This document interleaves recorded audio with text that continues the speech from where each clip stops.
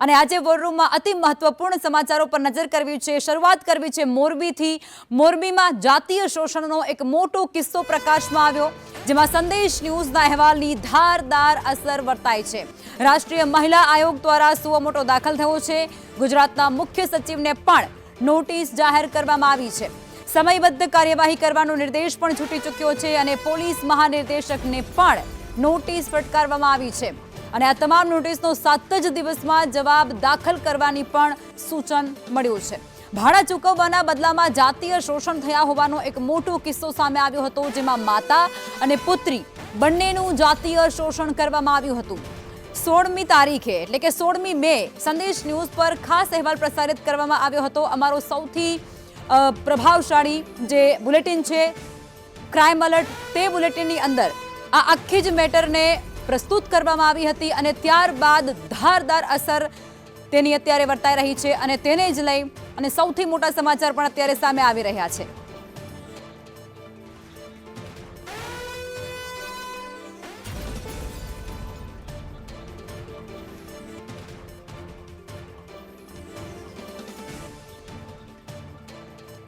તો સંદેશ ન્યૂઝના અહેવાલની ધારદાર અસર વર્તાઈ છે। મોરબીમાં એક સનસનીખેજ કિસ્સો પ્રકાશમાં આવ્યો હતો અને સંબંધોને શર્મસાર કરતો આ કિસ્સો હતો, જેમાં ભાડા ન ચૂકવવાને કારણે એક પિતાએ પોતાની પત્ની અને પોતાની દીકરીનો આહુતિ આપી દીધી હતી।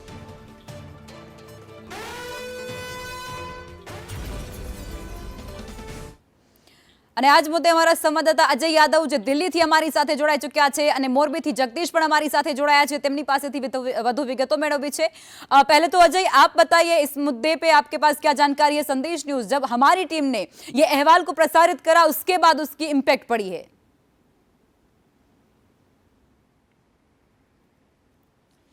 देखिए, निश्चित तौर पे संदेश न्यूज की तरफ से ये जो घिनौनी जो हरकत है, खास करके एक मनुष्यता को तार तार करने वाली, जब ये हरकत का पता खुद खास करके राष्ट्रीय मीडिया को या कह सकते हैं कि अखबारों के जरिए जब राष्ट्रीय महिला आयोग के पास पहुंचा तो राष्ट्रीय महिला आयोग ने इस पर स्वतः संज्ञान लिया और खास करके जो गुजरात के जो मुख्य सचिव हैं उनको नोटिस जारी किया गया। इसी तरह से जो पुलिस महानिदेशक हैं उनको नोटिस जारी किया गया और 7 दिन के भीतर जवाब दाखिल करने के लिए कहा गया है। और ख़ास करके ये कहा गया है कि इतनी घिनौनी वारदात आखिर किस तरह से होती है और इसको निश्चित तौर पे इसकी तह में जाना जरूरी है। तो 7 दिन के भीतर जो रिपोर्ट दाखिल की गई करनी है, उसमें मुख्य रूप से मांग की गई है कि आखिर ये पूरा घटनाक्रम कैसे हुआ, अभी तक पुलिस के द्वारा इस मामले में कार्रवाई क्या की गई और खासकर जो पीड़िता है उनको किस तरह से न्याय दिलाने की कोशिश की जा रही है और खास करके राहत और पुनर्वास का जो काम है वो किस तरह से चल रहा है, ये तमाम सारी चीज़ों का ब्यौरा मांगा गया है। लेकिन मुख्य बात यही है कि आखिर किसी की लाचारी इस हद तक भी जा सकती है कि उसकी गरिमा भी ना बचे, ये निश्चित तौर पे पूरे देश को झकझोर देने वाली बात है। और संदेश न्यूज़ ने जब इस खबर को चलाया तो इसका असर कहीं न कहीं जो राष्ट्रीय महिला आयोग है उस तक भी पहुंचा और राष्ट्रीय महिला आयोग ने इसी मामले को लेकर के स्वतः संज्ञान लिया है और अब जो गुजरात के जो मुख्य सचिव हैं और पुलिस महानिदेशक हैं उनको नोटिस जारी करके 7 दिनों के भीतर पूरा का पूरा ब्यौरा मांगा है। जी अजय, आप हमारे साथ जुड़े रहेगा। कृष्णा पण અમારી સાથે જોડાઈ ચૂક્યા છે, પણ પહેલા જવું છે જગદીશ પાસે। જગદીશ, જે મોરબીની આ ઘટના છે જેને સંબંધોને શર્મસાર કરી નાખ્યા હતા, હવે આ ઘટનાની અંદર અત્યારે લાઈવ અપડેટ શું છે, કઈ પ્રકારે અત્યારે કાર્યવાહી એમાં થઈ રહી છે અને અત્યારે આ જે પીડિત બંને મા દીકરી છે તે અત્યારે કઈ જગ્યા પર છે અને તેમની સુરક્ષાને લઈને શું સ્થિતિ છે?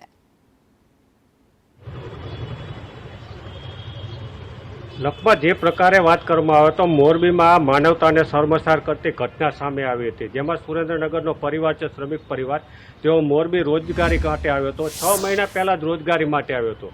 6 મહિના પહેલાં રોજગારી માટે આવ્યો હતો અને 2000ના માસિક ભાડાથી તેઓએ મકાન રાખ્યું હતું, પરંતુ આ માસિક ભાડું જે છે તે 2000 પણ ન ચૂકવી શકનાર આ જે શ્રમિક પરિવાર છે તેને આશરે 4 મહિનાનું ભાડું ચડી ગયું હતું અને ત્યારબાદ 4 મહિનાનું ભાડું ચડી જતાં જે મકાન માલિક છે તેને જે પતિ છે તેની પત્ની સોંપી હતી, ત્યારબાદ મકાન માલિકની વધુ દાનત બગડી હતી, ત્યારબાદ તેની દીકરી જે મકાનનું ભાડું રાખનાર છે તેની દીકરી સાથે પણ દાનત બગડી હતી, અને ત્યારબાદ તેની સાથે પણ દુષ્કર્મ કરવામાં આવ્યું હતું. એટલે કે પતિએ જે સોદો કર્યો હતો પોતાની પત્ની અને પોતાની બાળકીનો, આ સોદાને થયા બાદ વારંવાર તેની સાથે દુષ્કર્મ આચરવામાં, આ દુષ્કર્મ બાબતે મોરબી સિટી એ ડિવિઝન પોલીસ મથકે ફરિયાદ નોંધાઈ હતી, અને ફરિયાદ નોંધાઈ બાદ મોરબી સિટી એ ડિવિઝન પોલીસે તમામ આરોપીઓની ધરપકડ કરી લીધી છે. મહત્વની વાત એ છે કે આ પોસ્કો એક્ટ હેઠળ જે આ ફરિયાદ નોંધાઈ છે તેમાં આરોપી પતિ છે તેમની પત્ની અને બાળકીના જે નાની છે, એટલે કે જે જમાઈ વિરુદ્ધ તેમને ફરિયાદ નોંધાવી હતી, તેની સામે અગાઉ 2 ફરિયાદી એટલે ટોટલ 3 ફરિયાદી છે. આ ત્રણેય આરોપીઓની પોલીસે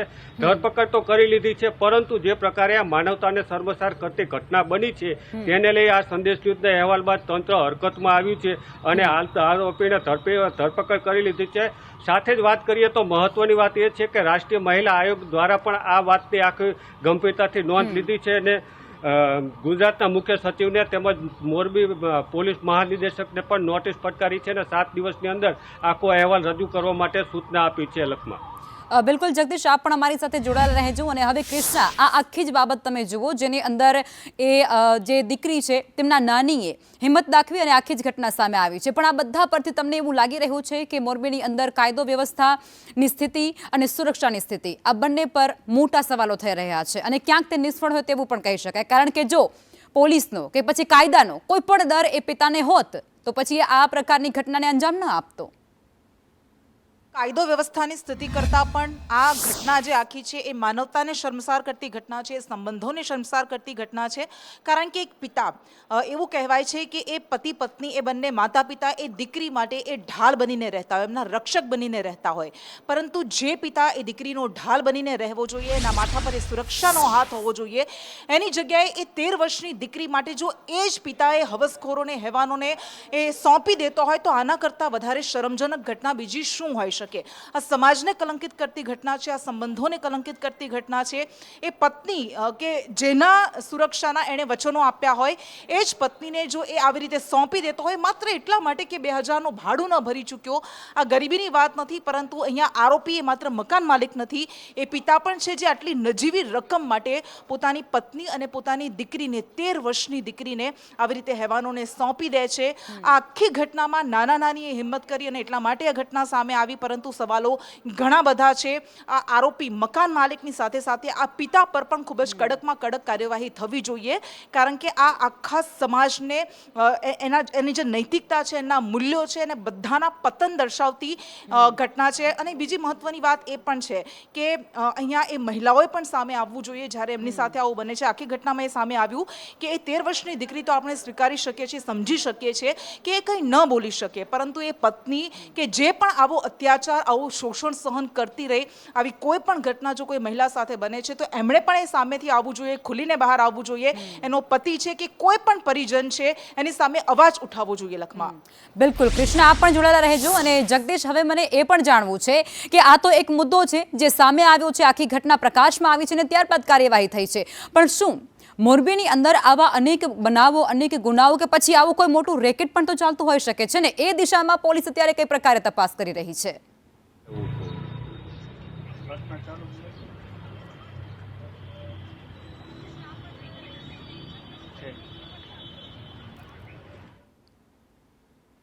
જગદીશ, અવાજ આવી રહ્યો છે? लागे છે संपर्क जगदीश जोड़े कपाई गयो છે, પણ अजय हमारी साथ जोड़ाયેલા છે। अजय, ये पूरी जानकारी जब बाहर निकल के सामने आती है उसके बाद महिला आयोग द्वारा बहुत बड़ी प्रतिक्रिया भी सामने आ जाती है। अब पुलिस प्रशासन की बारी है, वो कौन सी ये पूरी घटना में जानकारी एकत्रित कर रहे हैं और अपनी कार्यवाही कर रहे हैं।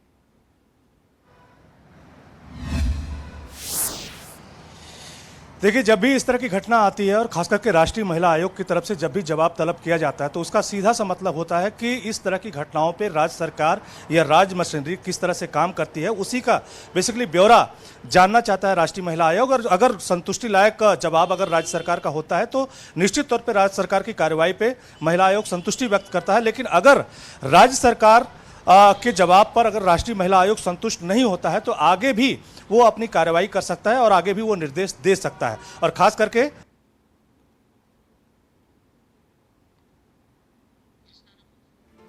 કૃષ્ણ, આપણે જગદીશને સવાલ કર્યો હતો, પરંતુ એનો આખો જે ફોન કટ થઈ ગયો છે કે પછી ખબર નહીં, ટેકનિકલ ઇસ્યુ હોઈ શકે છે. પણ મારે એ તો જાણવું જ છે કૃષ્ણ કે જ્યારે આવી કોઈ ઘટના સામે આવતી હોય છે ત્યારે માનવ તસ્કરીનું આખું રેકેટ એની પાછળ જવાબદાર હોય છે કે પછી અન્ય કોઈ પરિબળો જવાબદાર હોય છે, અને તેને લઈ અને શું કાર્યવાહી કરવામાં આવી શકે? હા, અલગમાં આ કિસ્સો થોડો અલગ છે. આપણે જોયું છે ઘણા બધા રાજસ્થાનના, છત્તીસગઢના, મધ્યપ્રદેશના એ પછાત ગામડાઓમાંથી, ગરીબ ગામડાઓમાંથી ઘણી બધી આવી ઘટનાઓ સામે આવે છે. આખા રેકેટ, આખા નેટવર્કના પર્દાફાશ થાય છે કે જ્યારે માતા પિતા એ ગરીબીમાં હોય અને એના કારણે પોતાના નાના નાના બાળકોને એ શહેરોમાં મોકલી દે છે. માનવ તસ્કરી પણ થાય છે. ઘણી બધી વખતે ભીખ માંગવા માટે પણ મોકલી દેતા હોય છે. અંગોની પણ તસ્કરી થતી હોય છે. આવી ઘણી બધી ઘટનાઓ સામે આવે છે. પરંતુ આ કેસ અલગ છે. અહીંયા આપણે એ જોઈએ છે કે એક ગરીબ માતા પિતા હોય, એ પોતાના બાળકોને ભણાવવા માટે, એમના ઉછેર માટે, એમના ભરણ પોષણ માટે એ કાળી મજૂરી કરતા હોય છે, રાત દિવસ જોયા વગર મહેનત કરતા હોય છે. અને અહીંયા એ પિતા એ 2000 ભાડું નથી ચૂકવી શકતો. એ 6 મહિના પહેલા જ રહેવા માટે આવ્યા હતા. એ ભાડું નથી ચૂકવી શકતો અને એટલા માટે પોતાની પત્ની અને દીકરીને આવી રીતે એ સોંપી દે છે. અહીંયા એ પિતાની હરકતો સામે, એની માનસિકતા સામે એ તો સવાલ ઉઠી રહ્યા છે. આ સાથે એ મકાન માલિક કે જે પણ આવી મજબૂરીનો, આવી તકનો ફાયદો ઉઠાવી લે છે પોતાની હવસ સંતોષવા માટે, એ પણ આખા સમાજ માટે એક ખૂબ લાલબત્તી સમાન કિસ્સો છે. કૃષ્ણ, આપને રોકવા માંગીશ. ભાવનાબેન જોશીપુરા અમારી સાથે જોડાઈ ચૂક્યા છે, જે મહિલા સશક્તિકરણમાં કામગીરી કરી રહ્યા છે. પહેલા તો ભાવનાબેન, આપનું સ્વાગત છે. અને આખો જ આ મુદ્દો અત્યારે ખૂબ ચર્ચાનો વિષય થઈ ગયો છે અને મહિલા આયોગ દ્વારા આ મુદ્દે ખાસ પ્રકારે જે માગણીઓ કરવામાં આવી છે અને ખુલાસા માંગવામાં આવ્યા છે, નોટિસો ફટકારવામાં આવી છે, તેને લઈને આપ શું કહેશો અને આખી જ આ ઘટનાને તમે કઈ રીતે જોઈ રહ્યા છો? પ્રથમ તો આ ઘટના ઉપર હું ખૂબ જ ખેદની લાગણી વ્યક્ત કરું છું. 2026માં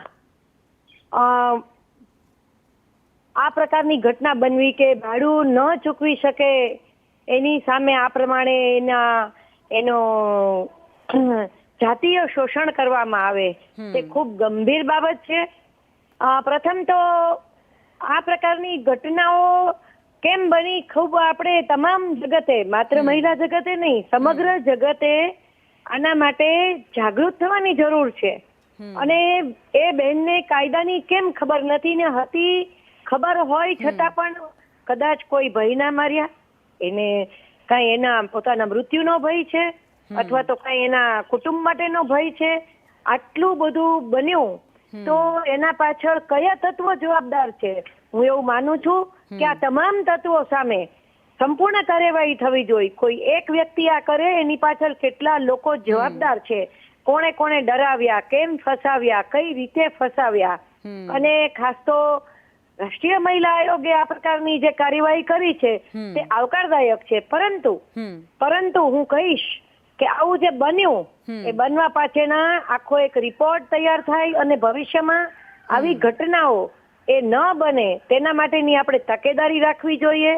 એ માં અને દીકરી, એના મનમાં શું શું થયું હશે, એના ઉપર જે વેદનાઓ થઈ હશે, રાઈટ? એ કોઈ પણ વ્યક્તિ ઉપર બળાત્કાર એ એક વખતનો બળાત્કાર નથી હોતો, પરંતુ એને જ્યારે જ્યારે ઘટનાઓ યાદ આવે ને તો એ વારંવારનો માનસિક બળાત્કાર પણ હોય છે. ઉપરાંત આ પ્રકારની ઘટનાઓ જોઈને બે બાબત બને છે. એટલે બીજા લોકો એમ માને છે કે આવી રીતે ડરાવી શકાય છે સ્ત્રીઓને, અને જો ગંભીર રીતે પગલા લેશો તો ભય વિના પ્રીતિ નહીં. માત્ર ભયથી શાસન ન ચાલે, પરંતુ ભય વિના પ્રીતિ નહીં. જેણે પણ આ કામ કર્યું હોય, જે આ કૃત્ય થયું હોય, તેના માટે ગંભીર કાર્યવાહી કરીને હમણાં જ રાજકોટમાં પોક્સોના કેસમાં માત્ર 1 મહિનામાં જજમેન્ટ આપીને ફાંસીની સજા જે સાહેબે કરી છે, એ પ્રમાણે આવી ત્વરિત જો કાર્યવાહી થાય તો એક દાખલો બેસે, ઉદાહરણરૂપ દાખલો બેસે. અને 2026માં જ્યારે આપણે ગુજરાતને આપણે કહીએ છીએ કે રક્ષિત, તો આ પ્રકારની ઘટનાઓ તાત્કાલિક રીતે એની સામે કાર્યવાહી થાય તેવું મારું પ્રમાણિક રીતે માનવું છે. એટલું જ નહીં, આ માં દીકરીને જે કોઈ પણ પ્રકારની જરૂરિયાત હોય તો કોઈ પણ સ્ત્રી, અમારી સાથે જોડાયેલા તમામ બહેનો, એને મફત કાનૂની સલાહ. પણ ભાવનાબેન, અહીંયા જે સામાજિક કાર્યકર્તા હોય કે પછી અગ્રણીઓ હોય છે, તેમના પણ ઘણી બધી ભૂમિકા રહેતી હોય છે. લોકો જાગૃત બને એના માટે તેમના દ્વારા ગામડાઓની અંદર જઈ, વિજિલન્સ એરિયામાં જઈ અને એવા કાર્યક્રમો પણ કરવા જોઈએ, જેનાથી લઈ અને લોકોની અંદર જે માનસિકતા છે તે બદલાય અને આવી સમજણ ઊભી થાય. બરોબર છે, અમે પણ આવા બધા કેન્દ્રો ચલાવીએ છીએ અને મને એમ લાગે છે કે કાનૂની જાગૃતિ સંકલ્પના એ સામાજિક જાગૃતિનો એક ભાગ છે. આવું હું 43 વર્ષથી કહું છું, એડવોકેટ છું, અને છતાં પણ મને એવું લાગે છે કે આ સામાજિક જાગૃતિ જે કાનૂની જાગૃતિ છે એ મહદ અંશે શું આપણે કરી શક્યા નથી? આટલી બધી મફત કાનૂની સલાહ અને સહાય, આટલા બધા કેન્દ્રો, વિવિધ લક્ષી મહિલા કલ્યાણ કેન્દ્રો, જિલ્લા રક્ષણ અધિકારી, અને આ બધી સ્થિતિમાં હું તો એમ કહીશ કે આ પ્રકારની ઘટનાએ એક આંખ ખોલવાનું કામ કર્યું છે કે આવી ઘટનાઓ ખૂણે ખાંચરે થતી હોય તો એના ઉપર કોઈ નજર રાખવાનું કામ પણ હવે તો કરવું પડશે, કારણ કે આવું એક પ્રકાશમાં આવ્યું તો બીજું ક્યાં શું બને છે. હા, એટલે ઘણા આ એવા બધું કિસ્સાઓ હોય છે જરૂરી જેમાં છે આપણે સંબંધોને જાણવા માટે. શર્મસાર ન કરવા અર્થે લોકો એ વસ્તુને દબાવી પણ દેતા હોય છે. ભાવનાબેન, આપ અમારી સાથે જોડાયા તે બદલ આપનો આભાર, અને આપ તમામ લોકો રિપોર્ટર અમારી સાથે જોડાયા તે બદલ આપનો પણ આભાર.